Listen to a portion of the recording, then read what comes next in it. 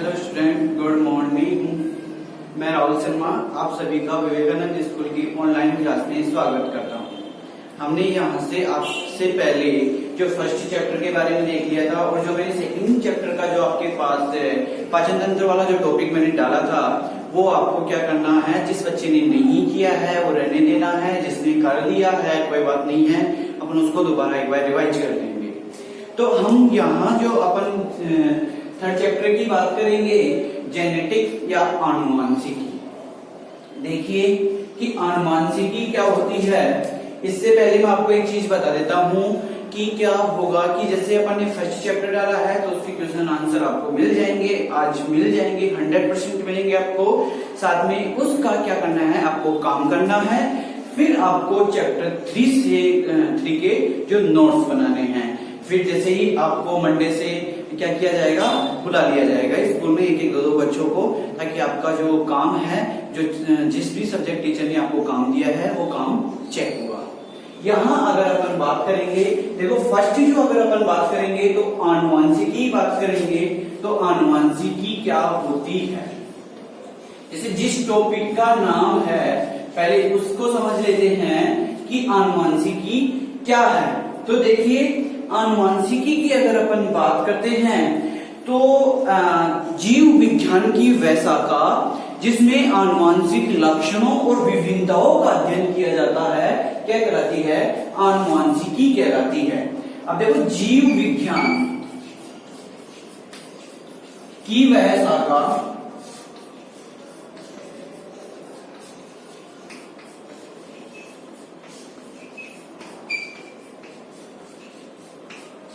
जिसमें आनुवंशिक लक्षणों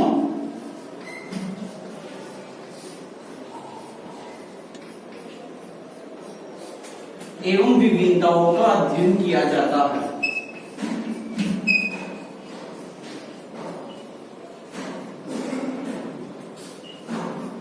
का अध्ययन किया जाता है, आनुवंशिकी कहलाती है।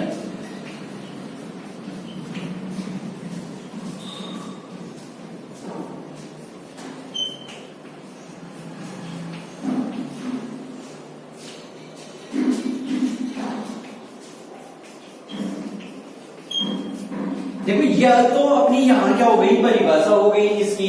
तो आपने देखो एक चीज बात करता हूं मैं, अगर क्लास 9 में आपने ये चीज पढ़ी होगी, फर्स्ट जो अपना जो चैप्टर था उसमें आपने विज्ञान की परिभाषा प्रकृति के सुव्यवस्थित एवं क्रमबद्ध ज्ञान को अपन क्या कहते हैं, विज्ञान कहते हैं। और उसके बाद में आपने दो विज्ञान की बात की थी कि दो प्रकार का विज्ञान होता है, जीव विज्ञान और वनस्पति विज्ञान। जीव विज्ञान का मतलब तो बायोलॉजी, जो अपन अपने शरीर से मतलब जीवों के शरीर से संबंधित अध्ययन करते हैं, और वनस्पति विज्ञान जो पेड़ पौधों से संबंधित अध्ययन करते हैं उसकी बात कर रहे हैं। तो अपन क्या कर रहे हैं, ये भी अपनी बॉडी की बात कर रहे हैं, जीव जंतुओं की बात कर रहे हैं, इसलिए यहाँ अपन ने क्या बोला, जीव विज्ञान। तो जीव विज्ञान की वैशाखा जिसमें आनुवंशिक लक्षणों एवं विभिन्नताओं का अध्ययन किया जाता है वो क्या कहलाता है, आनुवंशिकी कहलाता है। अब अपना जो टॉपिक आता है सर, इसमें दो ये शब्द आते हैं अपने कि सर आनुवंशिक लक्षण क्या होते हैं और विभिन्नताएं क्या होती है। तो आनुवंशिक लक्षणों की भी बात कर लेते हैं कि आनुवंशिक लक्षण क्या होते हैं। तो ये ऐसे लक्षण होते हैं लैंगिक जनन के दौरान युग्मों के द्वारा एक पीढ़ी से दूसरी पीढ़ी में संचरित होने वाले लक्षणों को अपन क्या कहते हैं, आनुवंशिक लक्षण कहते हैं। आनुवंशिक लक्षण जैसे आपने सुना होगा ये बात कि बहुत से लोग बोलते हैं कि इसकी शक्ल इसके पापा से मिलती है, इसकी मम्मी से मिलती है, इसके दादा से मिलती है, दादी से मिलती है। तो वो क्या है, वो लक्षण आ रहे हैं अपने, वो जीन था जो क्या कर रहे थे कि वो लक्षण आ रहे हैं अपने दादा से या मम्मी पास से। तो वो जो लक्षण एक पीढ़ी से दूसरी पीढ़ी में ट्रांसफर हो रहे हैं, उन्हीं लक्षणों को अपन ने क्या बोल दिया, आनुवंशिक लक्षण। तो मैं अगर यहाँ आनुवंशिक लक्षण की परिभाषा दूं कि आनुवंशिक लक्षण क्या होंगे, तो लैंगिक जनन के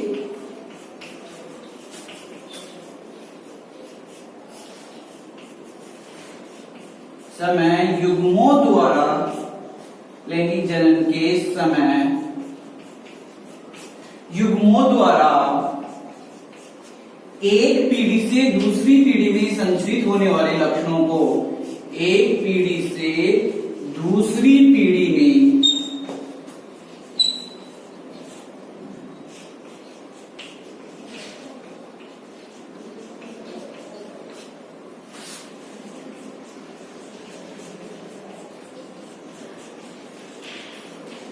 होने वाले लक्षणों को आनुवांशिक लक्षण कहते हैं।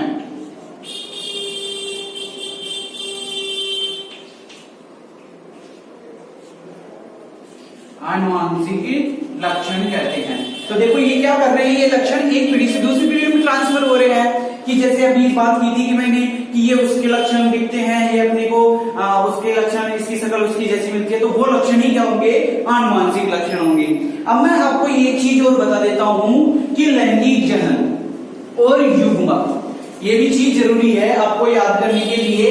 तो आपने अभी तक ये चीज पढ़ी होगी कि जनन जो होता है वो कितने प्रकार का होता है, तो 4 प्रकार का। पहली बात आती है जनन की परिभाषा। तो सजीवों द्वारा अपने ही समान संतति उत्पन्न करने की क्रिया क्या कहलाती है, जनन कहलाती है। और इसमें अपन 2 मुख्य देखते हैं, अलैंगिक जनन और लैंगिक जनन। अलैंगिक जनन जिसमें एक ही युग्मक की आवश्यकता हो, मतलब कोई एक ही आदमी या फिर एक ही मेल या एक ही फीमेल के द्वारा क्या हो, नए संतति का निर्माण होता है, तो वो अलैंगिक जनन कहलाता है। और लैंगिक जनन में 2 की आवश्यकता होती है, एक फीमेल और एक मेल, दोनों की आवश्यकता होती है।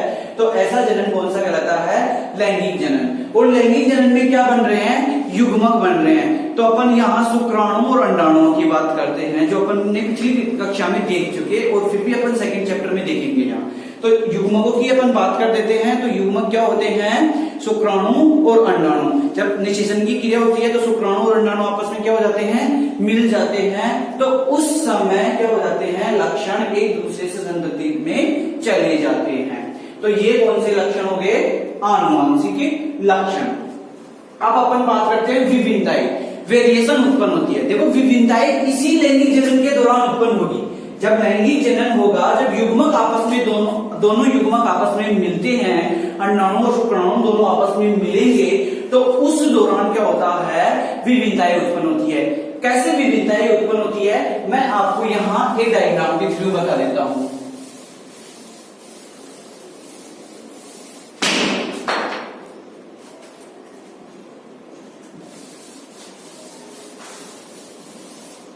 तो देखो अपन ने बोला शुक्राणु और अंडाणु, तो एक जो होता है गुणसूत्र जो होते हैं, इस टाइप का एक गुणसूत्र होता है।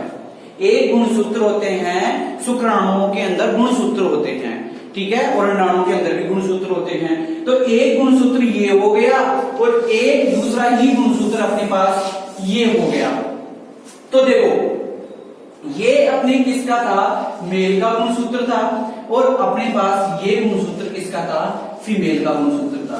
तो जब युग्मक दोनों आपस में मिलते हैं, तो ये वाला जो क्रोमेटिड, ये देखो ये गुणसूत्र हो गया पूरा, और इसको गुणसूत्र बिंदु कहते हैं, और एक एक भाग को अपन क्रोमेटिड कहते हैं।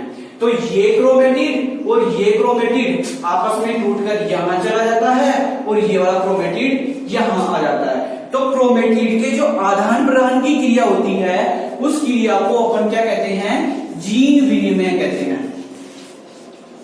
क्या कहेंगे, जीन विनिमय कहते हैं।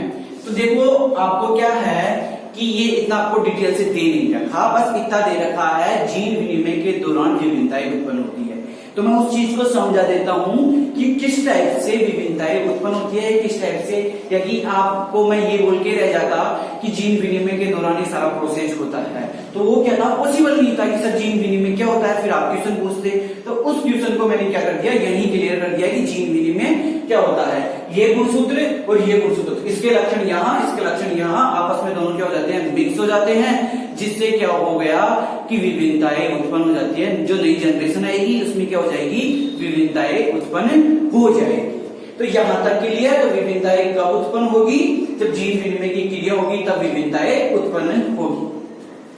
अब इससे आगे की जो अपन बात करेंगे, इससे आगे क्या होगा,